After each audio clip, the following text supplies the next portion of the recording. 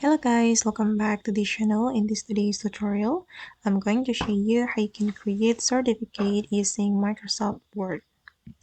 Okay, let's get into it guys. First of all, I'm going to open up my Microsoft Word application on my computer, and if I want to create certificate, we can use the Microsoft Word template.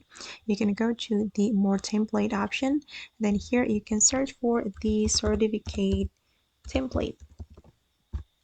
Oops. Sorry guys.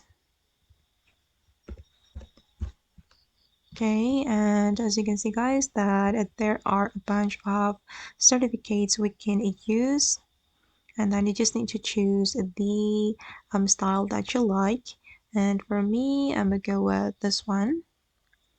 Okay, then we can click on create. Okay, and here you will be able to customize the certificate according to your needs. You can change the name right here.